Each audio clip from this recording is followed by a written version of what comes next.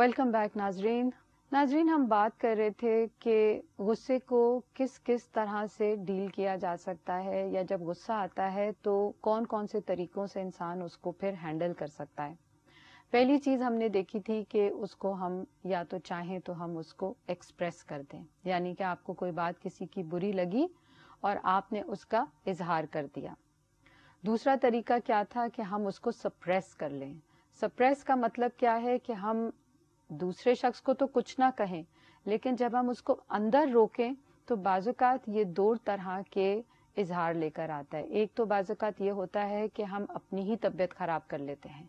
आपने देखा है अक्सर जिन लोगों को गुस्सा बहुत आता है उनका ब्लड प्रेशर बड़ा हाई रहता है, और जब कभी वो गुस्सा करने लगते हैं तो सबसे पहले घर वाले कहते हैं इसका बीपी चेक करो, इसको गुस्सा बहुत आ रहा है, इसका ब्लड प्रेशर हाई है। या बाज़-औक़ात शुगर के जो मरीज होते हैं, बाज़-औक़ात उनकी शुगर लो या हाई जब होती है तो उनके अंदर भी ये रिएक्शनरी एलिमेंट्स देखे गए हैं। या फिर हम देखते हैं कि जो एंगर मैनेजमेंट वाले जो लोग होते हैं, जिनके अंदर ख़ास ये एक बीमारी की हैसियत से एंगर जो है ना वो अंदर उनके गर्दिश कर रहा होता है, तो वो जब उसको एक्सप्रेस करते हैं तो उनका अंदाज बाज़-औक़ात बड़ा वायलेंट हो जाता है या बड़ा अग्रेसिव हो जाता है। सो दोनों सूरतों में ये देखना है कि उसको बाहर जब हम निकाल रहे हैं तो हम कैसे निकाल रहे हैं। तीसरी चीज़ हमने ये देखी कि either the third last way is that you will calm down, you will just go through it. Physically आप उसको फील करेंगे, महसूस करेंगे, आपको नाराज़गी भी होगी, आपको बुरा भी लगेगा, लेकिन आप उसको एक्सप्रेस इस तरह नहीं करेंगे, बल्कि अंदर काम डाउन, व काज़िमीनल गैज़ व आफ़ीना अनिन नास, फिर वो लोगों को माफ़ कर देते हैं। और जिन लोगों को गुस्सा आता भी है तो वो क्या करते हैं, वो यग़फ़िरून, वो माफ़ कर देते हैं। यानी कि ना दिस इज़ द पॉइंट जहाँ हम बात अभी कर रहे हैं कि वो काम डाउन, यानी कि बाहर जब निकला तो नेगेटिव नहीं निकला, बाहर निकला तो पॉजिटिव वे में निकला। आप इसमें से किस वाले एस्पेक्ट को अपनी ज़िंदगी में अपने मिजाज के साथ आप देखते हैं जिसमें एक बेहतर रोल प्ले हो सकता है शख्सियत का? तो जाहिर है हम थर्ड वाली ऑप्शन को प्रेफर करेंगे कि it's better to calm down rather than to express and express violently और अग्रेसिवली, और even if you have to suppress तो आप इस तरह से सप्रेस कर रहे हैं कि आप खुद बीमार हो रहे हैं।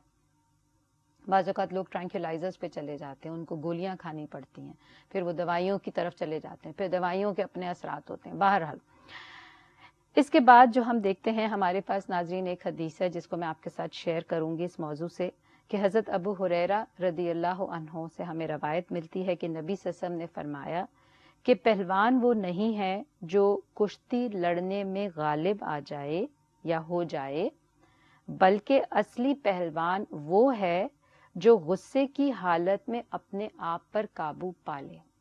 अब यहाँ पे हम थोड़ी सी बात करेंगे कि नबी सल्लल्लाहु अलैहि वसल्लम कह रहे हैं कि वो शख्स बहादुर नहीं है जो एक पहलवान, यानी कि जब आप फॉर एग्जांपल रेसलिंग की मिसाल ले लेते हैं, रेसलिंग बड़ा फेवरेट टॉपिक है और बड़ा अक्सर चैनल्स पे जब आता है तो लोग बड़ा, बच्चे भी बड़े शौक से देखते हैं और बड़े भी बड़े शौक से देखते हैं।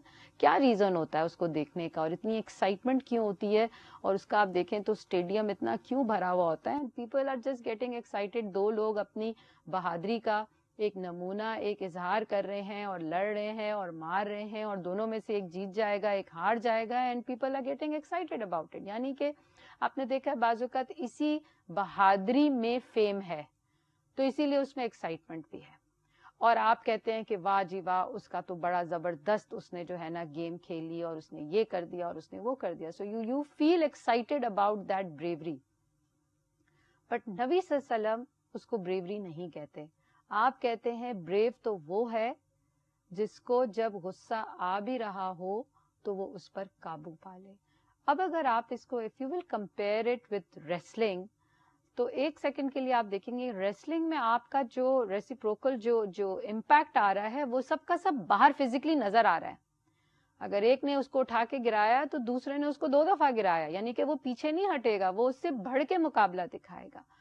बट जब हमने गुस्से को कब कंट्रोल करना होता है तो आप देखिए इसमें आपकी एक एक चीज, आपके जिस्म का हर हिस्सा इसमें इन्वॉल्व होता है तो आप उस पर काबू पा सकते हैं। सबसे पहले आपका दिल इत्मीनान में रहे, सुकून में रहे, कि उसके अंदर वो اینگر کے جو کچھ جو جواب ہے وہ منہ پر نہ آئے, زبان پر نہ آئے. دوسرا, آپ کا ذہن آپ کو نہ اکسائے, پھر آپ کا نفس آپ کو نہ اکسائے, پھر اسی طرح آپ اپنے ہاتھ کو کنٹرول میں رکھیں, آپ اپنے پاؤں کو کنٹرول میں رکھیں, آپ اپنی زبان کو کنٹرول میں رکھیں کہ آپ کچھ ایسی چیز نہ کہہ دیں. تو آپ دیکھیں کہ اس میں ایک انٹائر باڈی ورک انوالوڈ ہے. تب نبی صلی اللہ علیہ وسلم فرماتے ہیں کہ یہ وہ شخص ہے جس کو تم بریو کہہ سکتے ہو.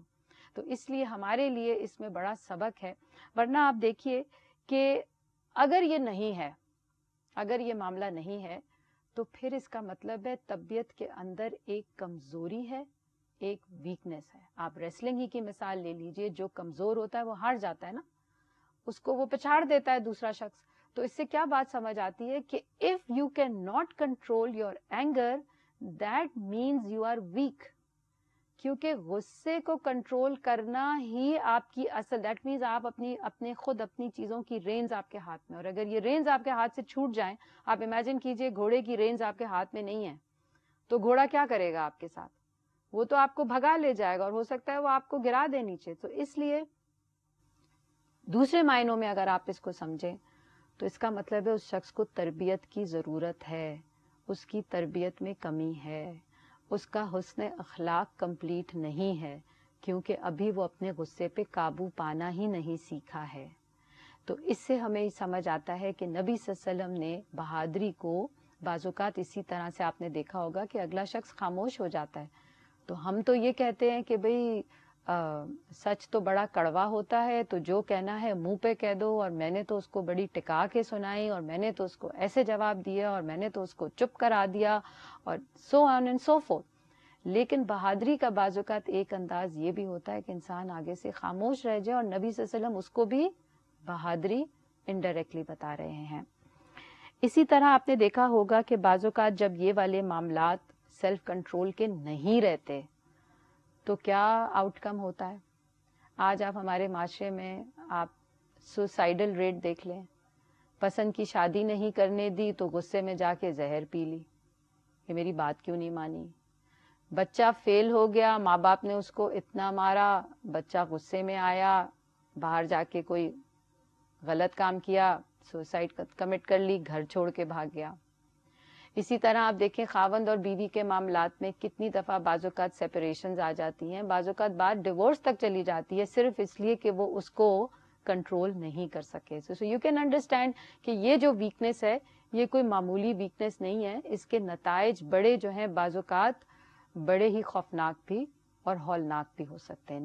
ناظرین, ہمارا یہ موضوع جاری ہے, انشاءاللہ اگلے پروگرام میں بھی ہم غصے کے ٹاپک پر ہی بات کریں گے, اور اس میں ہم یہ دیکھیں گے کہ وہ کون کون سے ریزنز ہیں جس کی وجہ سے انسان کو غصہ آتا ہے, اور پھر اس کے سولوشنز کیا ہیں, اور ہم اس سے کیسے بچ سکتے ہیں. تب تک کے لیے اجازت دیجیے. السلام علیکم ورحمۃ اللہ وبرکاتہ. سبحانک اللہم و بحمدک, اشہد ان لا الہ الا انت, استغفرک و اتوب الیک.